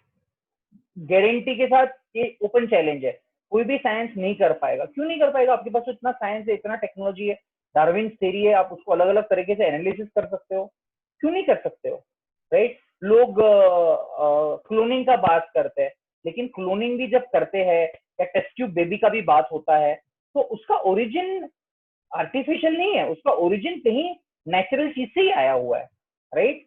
कहीं ना कहीं आपको एक लिविंग बीइंग से ही वो लेना है। जो इस दुनिया में लाइफ है, life always comes from life. जैसे आम है, आम का अगर आपको पेड़ लगाना है तो कोई केमिकल या कुछ फर्टिलाइजर डाल के पेड़ नहीं आएगा, आपको आम की गुठली डालनी पड़ेगी, उसके अंदर सीड डालना पड़ेगा, तभी आपको मिलेगा। लेकिन वो सीड का ओरिजिन क्या है? उस सीड का ओरिजिन भगवान से है, कहीं ना कहीं जुड़ा हुआ है। तो ह्यूमन इवोल्यूशन नहीं हुआ है, ह्यूमन डिवोल्यूशन हुआ है। तो फिर अपना उगम कहाँ से है? Like what is the starting point for us? So we are originally, अभी अगला जो सेशन होगा कल, हम बात करेंगे हम कौन है। पहले तो हमको ये समझना है, हु आर वी, राइट, और who is God and what is our relationship with God, right. तो हम कौन है पहले समझना है। अगर आप सिर्फ बॉडी के प्लेटफॉर्म पे बात करोगे, फिलहाल ये शरीर के बारे में अगर हम बात करेंगे, तो हमारा जो बॉडी हमको मिला हुआ है वो मनु से मिला हुआ है, स्वयंभू मनु। और मनु जो आया है वो ब्रह्मा जी से आया है, और ब्रह्मा जी जो है वो परमपिता परमेश्वर, विष्णु बोलो, नारायण बोलो, हम आपको देना है भगवान को, आज की डेट में आप वो दे सकते हो। तो ब्रह्मा जी से सारा सृष्टि का निर्माण हुआ है बेसिकली। तो दैट इज द ओरिजिन। और कितने टाइप के स्पीसीज है ये भी बताया गया है, राइट। आज की डेट में आप देखो, नेशनल ज्योग्राफिक चैनल है, डिस्कवरी है, उसमें अगर आप एनिमल प्लैनेट, अगर आप एनिमल प्लैनेट वगैरह ऐसे कुछ शोज देखोगे तो ऐसे ऐसे एनिमल्स है जो आज तक बहुत लोगों को पता भी नहीं है। मतलब अंडर वाटर कितने टाइप के एनिमल्स है, इतना वेराइटी है। तो वेराइटी कितना है इसका भी उल्लेख हमारे वैदिक शास्त्र में दिया हुआ है। 8.4 मिलियन, 84 लाख योनिया है टोटल। इसमें कैटेगरीज ऑफ लिविंग बींग्स है, उसमें प्लांट्स आ गए, उसमें मैमल्स आ गए, रेप्टाइल्स आ गए, ह्यूमन बींग्स आ गए, देवता आ गए। इतने टाइप के स्पीसीज इस दुनिया में है। साइंस ने अभी तक ये भी डिस्कवर नहीं किया कि कितने एक्चुअली स्पीसीज है अभी तक। स्पीसीज की बात छोड़ दो, प्लैनेट्स के बारे में भी कंफ्यूजन है बेसिकली, राइट। लेकिन मैं फिर से एक डिस्क्लेमर देना चाहता हूँ कि मैं जब साइंस के बारे में ऐसी निंदा करता हूँ इसका मतलब ये नहीं है कि हम साइंस को बुरा बोल रहे हैं। साइंस अच्छा कार्य कर रहा है और अच्छा करते भी रहेगा, उनका पॉजिटिव चीज भी है। लेकिन हम यहाँ पे इसी चीज को फोकस कर रहे हैं जो साइंस बोलता है कि बिग बैंग से आया है। तो लॉजिकली आप लॉजिक लगाओ कि बिग बैंग से कैसे आ सकता है। आज की डेट में ऐसा कोई भी चीज नहीं हुआ है जो बिग बैंग से या कुछ स्पोर्ट होके कुछ अच्छा पॉजिटिव कंस्ट्रक्टिव चीज हुआ है। आपके घर में अगर आप एक कांच का गिलास भी फोड़ दोगे तो उससे कोई बहुत अच्छा डिजाइन नहीं निकलेगा कांच के गिलास से, राइट। वो टूट जाएगा पूरी तरह से। जी आपका क्वेश्चन पूछ सकते हैं आप।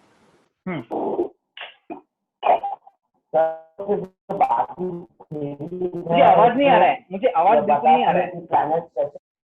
आई am not able to hear anything. हाँ ऋषभ जी बोलिए।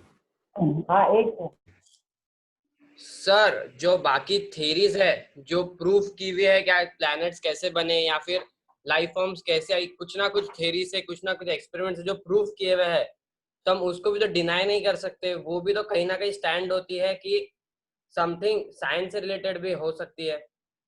बिल्कुल हो सकती है, मैं मना नहीं कर रहा उसको कि नहीं हो सकती, लेकिन मैं क्या बोल रहा हूँ यूनिवर्सल एक्सेप्टेबिलिटी आज की डेट में किसी भी थ्योरी को नहीं है।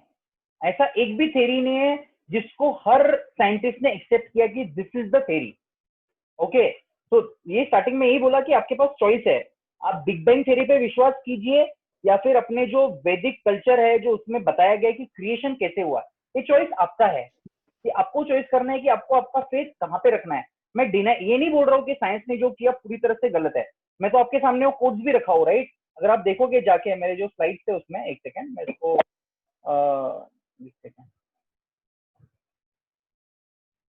एक मिनट,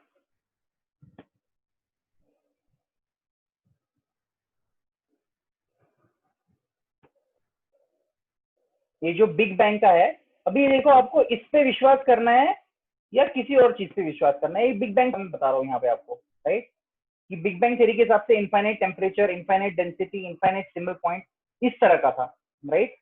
और दूसरा है कि जब तक यूनिवर्सल एक्सेप्टेबिलिटी नहीं आएगा आपके पास चॉइस है कि क्या करना है और क्या नहीं करना है। दूसरा और एक चीज मैं बताऊंगा आपको, एक होता है एब्सोल्यूट ट्रुथ और एक होता है रिलेटिव ट्रुथ। एब्सोल्यूट ट्रुथ क्या होता है? जो कभी चेंज नहीं होता है, जिसके वर्ड्स कभी चेंज नहीं होते, वो परमानेंट हमेशा सेम रहेगा। आप उसको आज पढ़ो, 10 साल बाद पढ़ो या आपने उसको 100 साल पहले पढ़ा होगा, वो सेम है। दूसरा होता है रिलेटिव ट्रुथ। रिलेटिव ट्रुथ क्या होता है? जो चेंज होता है कॉन्स्टेंटली। जैसे हमने डिस्कस किया था जब हमने एक सेशन किया था वेदास के ऊपर, वेज ऑफ गेनिंग नॉलेज, उसमें हमने देखा था कि एटॉमिक जो मॉडल है, थ्योरी है, वो भी पहले बोर्स एटॉमिक मॉडल है, रुदरफोर्ड एटॉमिक मॉडल है, या फिर प्लैनेट्स की भी बात कर लो आप, तो मैंने बताया था कि जब मैं छोटा था मुझे बताया गया था कि 9 प्लैनेट्स है। जब लेकिन मैं 10th लेवल में पढ़ता था तो बीच में कुछ ऐसा आ गया था, वो बोल रहे थे प्लूटो एग्जिस्ट ही नहीं करता है। लेकिन अभी फिर से साइंस बोलता है कि प्लूटो एग्जिस्ट है, राइट। जैसे मून पे जाने का जो है, मून पे काफी लोगों ने प्रयास किया जाने का और काफी लोग सक्सेसफुल भी हुए to go on a moon, but there is no concrete proof कि मून पे एक्चुअली है क्या, लाइफ है या नहीं है, मार्स पे लाइफ है या नहीं है। इसमें एक सिंपल सा आपको एग्जांपल देता हूँ। अभी ह्यूमन बींग्स है, हम अर्थ पे रह सकते हैं, राइट, हमारे लिए फेवरेबल एनवायरमेंट है। लेकिन अगर आप हमको पानी में कॉन्स्टेंटली रखोगे, मैं नहीं बोल रहा हूँ आप स्कूबा डाइविंग कर सकते हो, बहुत घंटों तक कर सकते हो, या कुछ लोग होते हैं जो प्रॉपर मरीन डाइवर्स होते हैं, वो शायद कुछ महीनों तक भी पानी के अंदर रह सकते हैं, लेकिन उनको ऑक्सीजन वगैरह लेके जाना पड़ता है, कुछ आर्टिफिशियली करना पड़ता है उनको।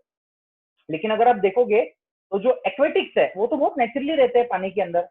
उसी तरह से फायर भी अगर आप देखोगे तो फायर में भी कुछ बैक्टीरियाज होते हैं। तो हमारे वैदिक कल्चर के हिसाब से there is a life on every planet, there is a life on moon, there is a life on sun also, in fact sun God है, उनका नाम भी है, उनकी एक्टिविटीज भी है, सब कुछ दिया हुआ है। तो लेकिन वो जो है वो एब्सोल्यूट है, वो कभी भी चेंज नहीं हुआ है, वो हमेशा जो बोलते हैं वही है, वो कॉन्स्टेंटली प्रूफ होते गया है। जैसे मैंने और एक एग्जांपल दिया था, वो काउडंग या काउ यूरिन, राइट। ऑफकोर्स अभी भी कुछ लोग हैं, एक पर्टिकुलर आइडियोलॉजी वाले लोग हैं जो हमको बोलते हैं कि ये तो गोबर खाने वाले लोग हैं। कोई प्रॉब्लम नहीं, हमको पता है कि गाय का गोबर और गाय का जो गोमूत्र है उसमें साइंटिफिकली भी प्रूव किया गया कि उसमें कितना एंटीसेप्टिक और कितना पावर है बेसिकली, राइट। तो ये प्रूफ मॉडर्न साइंस ने इवेंचुअली प्रूफ की है। और हमारे कल्चर में अगर हम देखोगे इंडिया में पर्टिकुलरली, ये कल्चर सालों साल मतलब पीढ़ियों से पीढ़ियों तक आते गया, राइट। तो चॉइस हमारा है बेसिकली, मैं बोलना चाहता हूँ। मैं साइंस को डिनाई नहीं कर रहा हूँ किसी भी तरह से। यहाँ पे आपको किस पे विश्वास रखना है, आपका चॉइस है। मेरा एक क्वेश्चन था कि जी जैसे अपन कहते हैं कि मनु के अपन वंशज है और अपन भारत के लेवल पर बात करते हैं, जैसे तो भारत ये वर्ल्ड का आधा पार्ट, लेट से कि जब ये सबसे स्टार्टिंग में होगा तब ये आधा पार्ट था या जितना भी पार्ट था। तो फिर वो जैसे ग्रीक ग्रीक लोग आ गए, यानी लाइक ग्रीक मैथोलॉजीज है। अब अगेन आई हैव टू से कि उनकी कोई हिस्ट्री बताई जाती है क्या? This is also part what has been created by Brahma ji only, और दिस इज लाइक नहीं, वहां पे भी और कोई क्रिएटर दूसरे थे जो उस चीजों को मैनेज कर रहे थे and they have the complete flow. ठीक है, तो हिस्ट्री का बड़ा इंटरेस्टिंग क्वेश्चन है। एक्चुअली जो हिस्ट्री है ना, वो रिकॉर्डेड हिस्ट्री हमारे पास में मैक्सिमम अगर आप देखोगे, जो प्रॉपर रिकॉर्डेड हिस्ट्री है, it is not even more than 5000 years ago वाला, मतलब बहुत हो गया 5000 साल तक है। उसके पहले के बहुत सारे जो सिस्टम है वो बिलीफ है। जैसे वो जो उस दिन शालिनी जी मुदड़ारी जी ने एक जो वीडियो भेजा था, उसमें उन्होंने काफी क्लियरली स्टार्टिंग में बताया था, अलेक्जेंडर जो है ना, अलेक्जेंडर एग्जिस्ट था, होता था, उसके भी बहुत सारे प्रूफ सही से नहीं है। अभी बात करते हैं ग्रीक मैथोलॉजी हो गया या भारत हो गया। एक्चुअली भारत जो है ना, भारत सिर्फ एक देश नहीं था, भारत वर्ष बोला जाता था उसको, राइट। और वो भारत नाम क्यों मिला है भारत को? क्योंकि एक राजा होते थे, उनका नाम भारत था, भरत राजा था। और उस भरत राजा, ही वाज द एम्परर। देखो, एक होता है राजा, राइट, एक होता है एम्परर। एम्परर जो होता है वो पूरी दुनिया पे कंट्रोल करता है। तो एक ऐसा भी समय था जब it was everything was ruled by one king, one emperor, तो उसने अलग अलग लोगों को दे के रखा था। और अभी भी अगर आप देखोगे तो बहुत सारे ट्रेसेस जो है अलग अलग कंट्रीज में आज भी हमको वैदिक कल्चर का कुछ ना कुछ प्रूफ आर्कियोलॉजी में मिलता है, राइट। वो जो फॉरबिडन आर्कियोलॉजी बुक है उसमें ऐसे बहुत सारे एग्जांपल्स दिए हुए हैं जहाँ पे अलग अलग चीजें बताई गई है। फॉर एग्जाम्पल जो रशिया है, रशिया बोलते हैं ना, तो ऐसा माना जाता है कि रशिया जो है ओरिजिनली वो जो वर्ड है उनको ऋषियों से मिला है। तो ऋषि वहां पे जाके बड़ी तपस्या करते थे, तो Russia word has come from there. या फिर अगर अभी हम देखते हैं कि महाभारत में जो है Gandhari, Gandhari had come from Kandahar, Kandahar is in Afghanistan, right. कई कई प्रदेश है, कई कई माना जाता है कि she had come actually from Iran, Iraq, she was from that side and she was very beautiful. Even आज भी अगर आप देखोगे तो one of the most beautiful peoples in the world, you know, they are actually Iran, Iraq, बहुत सुंदर दिखते वो लोग, राइट। तो कैके भी बड़ी सुंदरी थी, तो कैके का जो ओरिजिन था वहीं का था। तो ऐसे हर जगह का एक स्टोरी आपको स्क्रिप्चर्स में मिलेगा। अभी अनफॉर्चुनेटली पार्ट क्या हो गया कि हमारा जो बहुत सारा हिस्ट्री था, बहुत सारा जो इतिहास था, वो कहीं ना कहीं डिस्ट्रॉय किया गया, either bye Mughals, either by Britishers. और अगर जो बचा भी है उन्होंने इस तरह से उसको ट्रांसलेट कर दिया हमारे लिए कि हमको लगता है कि ये सब था ही नहीं, एग्जिस्ट ही नहीं करता था। तो ये पॉइंट बहुत इंपॉर्टेंट है समझने के लिए कि India was not just India what you see. कुछ सालों तक भी देखो ना, India Pakistan was one, Pakistan Bangladesh was one. तो ये अखंड भारत वाज अ कॉन्सेप्ट, और वो भी ज्यादा लोगों के पास उसका रिकॉर्ड नहीं है। तो history, just because we don't have record doesn't mean that it didn't exist. जैसे वो फ्रॉग इन द वेल के जैसे हो गया कि भाई मेरे पास इतना ही नॉलेज है, इसके अलावा मेरे पास नॉलेज नहीं है, तो मैं विश्वास ही नहीं रखूंगा। डेफिनेटली वो जो नॉलेज है उसको हम एक्सेप्ट कर रहे हैं, लेकिन is that the complete knowledge? No.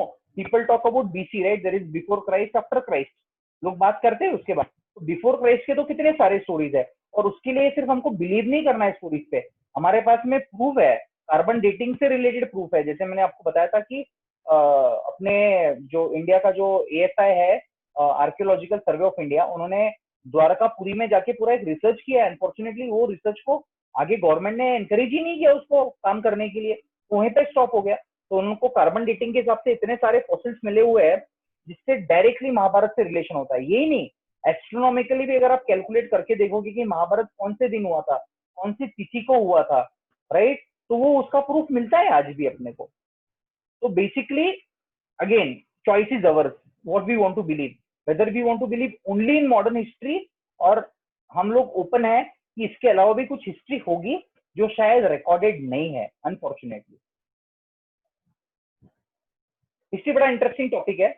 मैं कुछ शायद आज मैंने ग्रुप पे भेजा था, मैं फिर से वो वीडियोस भेजूंगा कि जो इंडियन हिस्ट्री है, जो हड़प्पन सिविलाइजेशन बोलते हैं, आर्यन इन्वेजन थ्योरी है, मैंने उसका एक बुक भी भेजा था, आर्यन इन्वेजन थ्योरी है। ऐसा बोला जाता है कि आर्यन एक्चुअली इधर के नहीं थे, आर्यव्रत कहीं और से आए थे, ये हमारे ऊपर इम्पोज किया गया थ्योरी है, लेकिन ये काफी गलत है। उसके ऊपर एक पूरा स्टीफन नैप ने लिखा हुआ बुक है जो मैंने भेजा था, मैं फिर से भेजता हूँ उसको, अगर समय है तो उसको पढ़ सकते हो आप। बिल्कुल ठीक है, और किसी को कोई क्वेश्चन है? हाँ, जयेश जी, पीयूष बोल रहा हूँ। हाँ जी बोलिए। हाँ, मैंने कहीं तो पढ़ा कि there are 9 forms of life, और पहला जो हम लोग बोलते हैं मत्स्य अवतार, और फिर कछुआ, सो मछली से कछुआ बना, मतलब मछली के बाद कछुआ बना, और फिर कछुए से आगे आगे बढ़ते फिर कहीं तो परशुराम आए, फिर परशुराम के बाद में राम आए, फिर राम के बाद में कृष्ण हुआ। I think Krishna was the last अवतार जहाँ पे the creation was like satisfied, या गॉड वाज सेटिस्फाइड कि हाँ हमको इस फॉर्म का ह्यूमन चाहिए। आई थिंक हम लोग आगे कृष्ण के वंशज है, ऐसा कुछ तो एक थ्योरी है। Have you read about it? या आई मीन ये क्या है ना, ये काफी थीरीज आते हैं, बट आई मीन वो क्या है, एक किसी को कोई फिलोसोफर को कोई एक्सप्लेन करने के लिए वो अलग अलग थीरीज निकालते हैं, और वैदिक टाइम्स में भी हर एक फिलोसोफर को राइट था कि उससे क्या मीनिंग निकालना है उसको। तो ये क्रिएशन का थ्योरी नहीं है। क्रिएशन का अगर आप पढ़ोगे तो श्रीमद् भागवतम में पूरा डिटेल में डिस्क्रिप्शन आता है कि दुनिया कैसे क्रिएट हुई थी, राइट। तो जैसे ब्रह्मा जी का जन्म हुआ था और ब्रह्मा जी ने फिर कैसे कैसे अलग अलग स्पीसीज को तैयार किया था। तो हम देखो पंच महाभूत बोलते हैं हम लोग, right, earth, water, air, fire, ether, right. और इसके अलावा भी 3 चीजें जो हम अगले कल के सेशन में देखने वाले, माइंड, इंटेलिजेंस और ईगो, राइट। तो ये जो है ये सारे मटेरियल चीजें हैं। तो सबसे पहले ब्रह्मा जी ने क्या बनाया था, ईगो, फिर इंटेलिजेंस बनाई थी, फिर माइंड बना था। और अगर मटेरियल चीजों, ये सारा सटल चीज है जिसको परसीव नहीं कर सकते हो, लेकिन कुछ चीजें जो परसीव कर सकते हैं हम लोग। तो सबसे पहले आया था इथर, साउंड। इसलिए जो ओमकार है ना, ओम, ओम वर्ड इतना इंपॉर्टेंट इसलिए है क्योंकि सबसे इंपॉर्टेंट, सबसे पहला साउंड अगर इस सृष्टि कोई है, मटेरियल वर्ल्ड में कोई है, इट वाज ओमकार, ओम, और उसका एक पावर है, और उसके ऊपर भी काफी साइंटिफिक रिसर्च हुआ है। तो सबसे पहले ईथर आया था, और ईथर के बाद में then there was air, then there was water, then there was earth, water, air, ether, नहीं, फिर फायर आया था वाटर के पहले, उसके बाद वाटर आया था, और उसके बाद फिर अर्थ आया था, राइट। तो ये प्रोसेस दिया हुआ है कि सृष्टि ऐसे क्रिएट हुई थी। इसका पूरा डिटेल है श्रीमद् भागवतम में, पूरा एक चैप्टर ही इसके ऊपर है, creation of this world, how this world was actually created.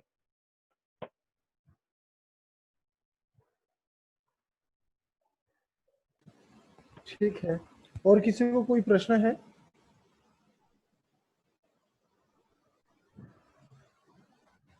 अभी ये यहाँ पे आपने लिखा है कोणार्क टेम्पल में डॉक्यूमेंटेड है।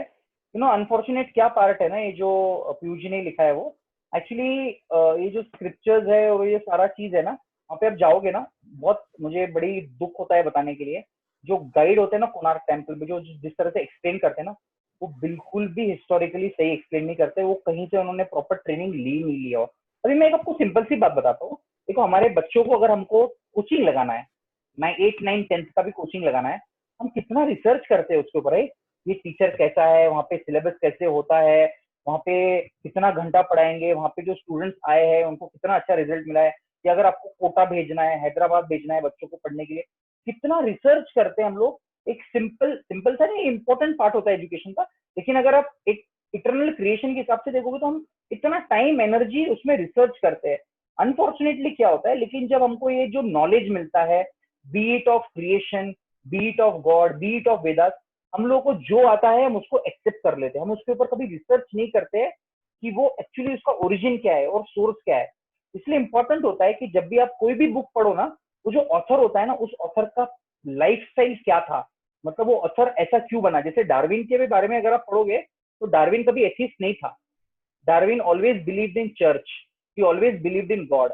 उसके लाइफ में कुछ ऐसा इंसिडेंट हो गया था, उसके बेटे के साथ कुछ ऐसा इंसिडेंट हो गया था जिससे वो बहुत दुखी हो गया था, और उसने फिर सोचा कि मैं कुछ तो ऐसा थ्योरी प्रपोज करूंगा, राइट।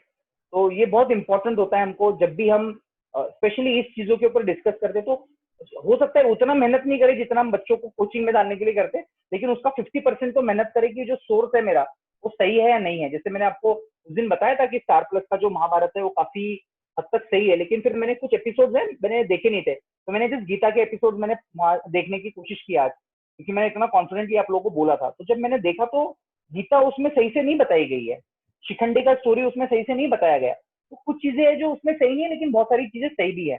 तो इसलिए आपको ओरिजिनल सोर्स से पढ़ना बहुत जरूरी है। और मैंने कल आपको बताया था कि गीता प्रेस की जो बुक्स है बड़े ऑथेंटिक बुक्स है, और उनके जो ट्रांसलेट भी किया हुआ है बहुत ऑथेंटिक ट्रांसलेशन है, तो आप वहां से उसको काफी अच्छे से पढ़ सकते हो।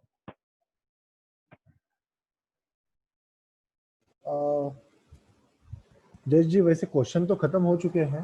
ठीक है, जस्ट आप 10 अवतार बता सकते हो? 10 अवतार 10 अवतार नहीं, भगवान के तो बहुत अवतार है। 10 अवतार हमको प्रोमिनेंटली बोला जाता है, लेकिन भगवान के बहुत, इवन विष्णु जो है ना, विष्णु एक विष्णु में 3 टाइप के विष्णु है। There is a Mahavishnu, there is a Garbhodakshayi Vishnu and there is a Kshirodakshayi Vishnu, right. तो विष्णु के 3 टाइप बता दिए मैंने आपको। तो कारणोदक्षय विष्णु जो है, जो सभी कारण के कारण है, जिनके बॉडी से बड़ा बहुत, मैं आपको बहुत हाईफाई, मतलब फॉर अ बिगनर या तो बड़ा हाईफाई लगेगा कि बहुत ज्यादा हाइपोथेटिकल बता रहे हो आप, राइट। लेकिन सृष्टि जो है, यूनिवर्स जो है, महाविष्णु के बॉडी से आते हैं, और हर एक यूनिवर्स में एक विष्णु होते हैं, उनको बोलते हैं क्षीर सागर है, राइट। जैसे आपने देखा होगा कोई भी स्टोरीज अगर आपने देखी हिस्टोरिकल, जो विष्णु पुराण आता है या कृष्णा आता है, जब भी देवताओं को तकलीफ होती है तो वो क्या करते हैं, वो ब्रह्मा जी के पास जाते हैं, और ब्रह्मा जी जो है वो उनको भगवान विष्णु के पास लेके जाते हैं। और विष्णु का क्या फॉर्म रहता है कि वो एक नाग की शैया पे लेटे, अनंत शेष की शैया पे लेटे हुए, और लक्ष्मी जी उनके पैर दबा रही है, वो जो है वो क्षीरोदक्षय विष्णु है। Sorry, there is Mahavishnu, that is Karnodakshay Vishnu, then there is Kshirodakshay Vishnu, and what was one more I told, अभी थोड़ी देर पहले मैंने बताया था, भूल गया मैं नाम, sorry. Karnodakshay, Kshirodakshay, and one more Vishnu is there basically, right? Sorry, I'm just missing out the name. और जो तीसरे विष्णु है वो होते हैं हमारे हृदय में परमात्मा के रूप में, वो एक विष्णु है। उसी तरह से भगवान के कुछ अवतार है, शंकरशन एक अवतार है, बलराम जी एक अवतार है भगवान के, राइट। कपिल मुनि भी एक अवतार है। लेकिन जो आप 10 अवतार बोल रहे हो वो प्रीडोमिनेंटली माना गया है, जैसे मत्स्य अवतार हो गया, कुर्मा अवतार है।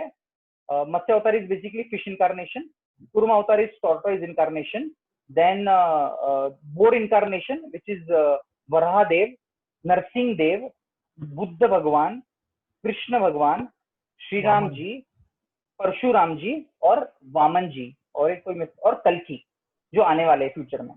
तो ये 10 अवतार प्रोमिनेंट है क्योंकि इनकी स्टोरीज आपको काफी मिलती है। बाकी इनकारनेशन से उनकी शायद इतनी स्टोरीज इतना डिटेल में नहीं दी है, और ये इनकारनेशन भी इसलिए क्योंकि इनका कहीं ना कहीं किसी एक रिलेशनशिप को इस्टेब्लिश करने के लिए हुआ है। ऑफ कोर्स इसने लिखा है विष्णु के 108 नाम है, विष्णु के 108 नहीं, सहस्त्र नाम है, विष्णु सहस्त्र नाम, राइट। विष्णु सहस्त्र नाम है, अब मुझे सहस्त्र नाम भी है, गोपाल क्वेश्चन आता है। हाँ जी, हाँ जी, कि जैसे अपन बोलते हैं कि रामदेव बाबा जो राजस्थान से है, वो भी अपन, उन्हें भी अपन विष्णु अवतार मानते हैं, क्योंकि like as heard from Jimma Jagrans and all, what we think is कि he is also avatar of Vishnu। तो फिर ये 10 में नहीं बैठते हैं, that is the complete different story। नहीं, but that 10 is not enough। मैं क्या बोल रहा हूँ, 10 ये प्रोमिनेंट हम लोग बोलते हैं, ठीक है। लेकिन अभी अवतार जो है ना, अवतार के भी टाइप्स होते हैं, राइट। तो एक अवतार जो होता है, जो आप जो देखते हो विष्णु से आए हुए अवतार है, लेकिन कुछ शक्तावेश अवतार होते हैं। कुछ शक्तावेश अवतार क्या होते हैं, ये स्पेशली एम्पावर्ड होते हैं। जैसे पृथु महाराज का स्टोरी आता है श्रीमद् भागवतम में। Prithu Maharaj was considered to be a very empowered, भगवान ने उनको स्पेशल पावर दिया था कुछ करने के लिए इस दुनिया में। पृथु महाराज, उसके पहले का जो राजा था वेन राजा, उसने बड़ा अधर्म का किया था, तो भगवान ने पृथु महाराज को एक किसी तपस्या से निकले थे वो पृथु महाराज, तो वो उसको बोलते शक्तावेश अवतार। तो ऐसे कुछ राजा है जो बहुत स्पेशली एम्पावर किए गए थे भगवान से कुछ अच्छा करने के लिए, राइट। तो आप बोल सकते हो कि उनमें एक स्पेशल पावर था, लेकिन ये नहीं बोल सकते कि पूरी तरह से विष्णु है। Definitely they are very great very respected people, no doubt. In fact हमारा एक जो जब हम सीरीज 2 शुरू करेंगे तो उसमें मैं बात करूंगा God and gods, you know, God with capital G and God with small G, right. तो ये बड़ा डिटेल, जैसे इंडिया का जो अपना कल्चर है उसमें हम सिर्फ एक भगवान को नहीं मानते हैं, right. We have many gods और हम हर गॉड को रिस्पेक्ट करते हैं, गणपति जी को रिस्पेक्ट करते हैं, दुर्गा माता जी को रिस्पेक्ट करते हैं। अभी हम लोग तो, हमारा जो ओरिजिन है सारे महेश्वरी का, राइट, कल महेश नवमी है, उत्पत्ति हमारा भगवान शिव जी से हुआ है, राइट। और शिव जी से हम लोग एक एक जो आए हैं, अलग अलग अपने जो सरनेम्स आए हैं वो शिव जी से कहीं ना कहीं आए हैं, राइट। तो वो बहुत स्पेशल पर्सनैलिटीज है, ये मतलब भगवान के जैसे ही ये सारे लोग। लेकिन बाकी जो आप देखते हो ह्यूमन फॉर्म में यूजुअली, उसका कहीं ना जो मैं बार बार बोलता हूँ कि गुरु, साधु और शास्त्र, इस तीनों का मैच होना चाहिए, उसका रेफरेंस होना चाहिए स्क्रिप्चर्स में कि ये इनकारनेशन थे। और इनकारनेशन के बारे में लिखा जाता है। ये तो हम इंडिया का छोड़ दो, जीसस क्राइस्ट के बारे में भविष्य पुराण में मेंशन्ड है, मोहम्मद पैगंबर के बारे में भविष्य पुराण में मेंशन्ड है, गौतम बुद्ध के बारे में श्रीमद् भागवतम में मेंशन्ड है, कल के अवतार आने वाले उनके बारे में मेंशन्ड है। तो ये कहीं ना कहीं उनका रेफरेंस होना जरूरी है अपने वैदिक ग्रंथ में। लेकिन इसका मतलब ये नहीं है कि जो बाकी हम इतने पावरफुल जो व्यक्तित्व है, ये बड़े पावरफुल थे, उनके पास बहुत सुपर पावर थे, उनको हमको रिस्पेक्ट भी करना चाहिए और हमारे श्रद्धा के हिसाब से हम उनको पूज भी सकते हैं। देखो ये जो कॉन्सेप्ट है ना फेथ का, वैदिक कल्चर ही ऐसा एक कल्चर है जो आपको पूरा फ्रीडम देता है, किसी चीज को आपके ऊपर इम्पोज नहीं किया जाता कि नहीं अभी आपने सीखा है तो आपको यही करना है, इसी भगवान को पूजना है। ये वैदिक कल्चर नहीं है। अगर आपको कोई वैदिक कल्चर के नाम पे ऐसा बोल रहा है तो शायद वो सही से उस मर्म को समझा नहीं है। भगवान कृष्ण भी अर्जुन को जो है अलग अलग लेवल्स बताते हैं स्पिरिचुअलिटी के, ये नहीं तो ये करो, ये नहीं तो ये करो। तो भगवान सबको एक अपॉर्चुनिटी देते हैं अपने लेवल के हिसाब से ग्रो होने के लिए। आप एक 4th स्टैंडर्ड के बच्चों को जबरदस्ती नहीं बोल सकते हो कि आपको डबल इंटीग्रेशन या ट्रिपल इंटीग्रेशन अभी सीखना है, राइट। लेकिन इसका मतलब ये नहीं कि वो बच्चा भी गलत है, वो बच्चा धीरे धीरे इवॉल्व होगा, धीरे धीरे अपना कॉन्शियसनेस उसका इवॉल्व होगा और वो सही पाथ पे आएगा अगर वो सिंसियर है। तो मैं तो सभी से, मतलब मैं मेरे लाइफ में बताता हूँ, मैं जब भी प्रे करता था भगवान से, मैं भी काफी देवी देवता बहुत पूजा वगैरह पाठ करता था, लेकिन एक प्रेयर मेरा हमेशा रहता था जो आप लोग कर सकते हो, बहुत अच्छा प्रेयर है। अब भगवान के पास जो भी भगवान को आप मानते हो, you just add one more prayer to it. भगवान आप जो कोई भी हो, राइट, हुएवर इज सुप्रीम, प्लीज मुझे सही पाथ पे आप लेके जाओ। एक प्रेयर तो आप बिल्कुल ऐड कर सकते हो आपकी लाइफ में। हुएवर यू आर, कितने भी आप सुप्रीम हो, मुझे पता नहीं कौन हो, लेकिन आप जो कोई भी हो मुझे सही पाथ पे लेके जाओ, मुझे जानना है। और जब कोई जानने की कोशिश करता है ना, ऐसा बोला जाता है कि अगर आप भगवान के पास में एक स्टेप लेते हो तो भगवान आपके साथ आपके पास 1000 स्टेप लेते हैं, 1000 क्या लाखों स्टेप लेते हैं। तो आपको एक स्टेप सिर्फ इतना लेना है आपके लाइफ में कि एक प्रे ऐड करो कि जो भी आप सुप्रीम हो प्लीज मुझे डायरेक्ट करो सही। भगवान आपको सही पाथ पे बिल्कुल डायरेक्ट करेंगे आपके श्रद्धा के हिसाब से, जहाँ पे आप बहुत अच्छे से आपका जो स्पिरिचुअल जर्नी है कंटिन्यू कर सकते हैं।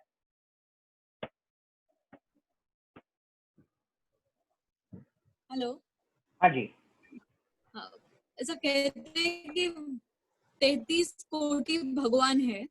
हाँ और जी। कोटि का मतलब वैदिक is types. So are there 33 crore gods or 33 types? Because we only know 50 gods, around there are 50, no more than not 50. 50, there are many number of gods actually। 33 crore देवी देवता है ना, तो ये देवी देवता का कॉन्सेप्ट बड़ा डिटेल में जो वेदांता वाला फिलोसफी है उसमें काफी डिटेल में आता है। तो ये मैं जो बोल रहा था ना, गॉड कैपिटल जी वाले और GODS वाले गॉड्स, तो ये जो 33 करोड़ देवी देवता है, ठीक है, ये एक पर्टिकुलर पोस्ट है, जैसे अपना गवर्नमेंट है, राइट। तो गवर्नमेंट में एक प्राइम मिनिस्टर होता है, फिर उसमें अलग अलग डिपार्टमेंट होते हैं, finance minister, you know, there is somebody for railway, there is somebody for aviation, तो ऐसे अलग अलग मिनिस्टर होते हैं। उसी तरह से जब भगवान ने इसको सृष्टि को बनाया तो इतने सारे डिपार्टमेंट है। और अभी हम लोग क्या है ना, हम सिर्फ अर्थ के हिसाब से सोचते हैं, या हम लोग बहुत हो गए हमारे इंडिया वैदिक कल्चर के, लेकिन भगवान का क्रिएशन सिर्फ अर्थ नहीं है। भगवान के क्रिएशन में बहुत सारे प्लैनेट्स है। हमको तो सिर्फ 9 प्लैनेट्स पता है आज की डेट में, लेकिन बहुत सारे प्लैनेट्स है, इतने सारे स्टार्स है, इतने सारे स्टार्स है जो आपको देखने मिलते हैं गैलेक्सी में। तो हर जगह पे कुछ ना कुछ लाइफ है, राइट। तो हर एक चीज को कंट्रोल करने के लिए भगवान ने डिपार्टमेंट्स बनाए हुए हैं। तो ये जो सारे जो डेमीगॉड्स के नाम वगैरह है ना, इंद्र, चंद्र, वरुण, तो ये एक पोस्ट है, राइट। ये परमानेंट रहेगा पोस्ट। इंद्र का जो पोस्ट है वो परमानेंट है। लेकिन इंद्र कौन बन सकता है? जो कुछ तपस्या करता है वो बन सकता है। आप भी इंद्र बन सकते हो, मैं भी इंद्र बन सकता हूँ, पॉसिबल है तपस्या करके। इसलिए अगर आपने कुछ वैदिक स्टोरीज पढ़े होंगे तो जब भी कोई बहुत यज्ञ करता है, बहुत तपस्या करता है, इंद्र को बड़ी इनसिक्योरिटी हो जाती है, उसको डर लगता है कि मेरा पोस्ट चले जाएगा। तो ये जो सारे है ना, ये पोस्ट है। जैसे जब गवर्नमेंट किसी का भी हो, ऐसे कल गवर्नमेंट चेंज हो जाएगा, कोई भी स्टेट का या सेंट्रल गवर्नमेंट का, लेकिन जो डिपार्टमेंट है वो तो कांस्टेंट ही रहते हैं। उस पर एक नया व्यक्ति आ जाएगा बेस्ड ऑन वो चुनाव जीत के आया, कैसे आया, क्या है, based on certain qualification he will be appointed there. तो उसी तरह से ये जो कॉन्सेप्ट है गॉड्स का, that is actually a post, और उस पोस्ट का एक एक इंचार्ज बना हुआ है। इसलिए वैदिक टाइम्स में आज भी कुछ गाँव में अगर आप जाओगे तो बारिश नहीं आता है तो एक पर्टिकुलर गॉड को वर्शिप करते हैं वो लोग, राइट। तो जैसे भी इस मटेरियल वर्ल्ड को, इस सृष्टि को, एक एग्जांपल दे रहा हूं मैं आपको, इस सृष्टि को जो कंट्रोल करने वाले हैं वो दुर्गा माता है। जो कंट्रोल करती है इस सृष्टि को वो दुर्गा माता है। उनका रोल क्या है? इस दुनिया में जो भी नेचर में हो रहा है, प्रकृति देवी, राइट, दैट इज दुर्गा माता। She is controlling everything. तो उनका ये सेवा है, डिपार्टमेंट है उनका मिला हुआ उनको, राइट। और वो पर्सन भी है और उनका डिपार्टमेंट भी है बेसिकली। क्या ये बड़ा डिटेल कॉन्सेप्ट है। जब हम वेदांत फिलोसॉफी में डिस्कस करेंगे गॉड एंड गॉड्स का, उसके अंदर हम बहुत डिटेल में इसके बारे में भी चर्चा करेंगे कि किस टाइप के तत्व होते हैं। जैसे विष्णु तत्व होता है, जीव तत्व होता है, एक शिव तत्व होता है, राइट। तो ये सारे तत्व होते हैं बहुत डिटेल में।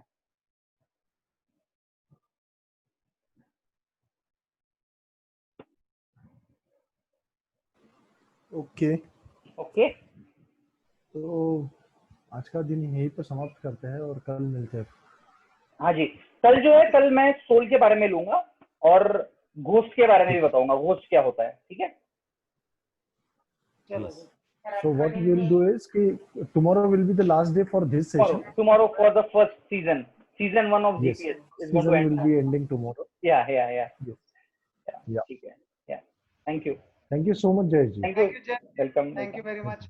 Thank you very much. जय श्री कृष्ण सभी को।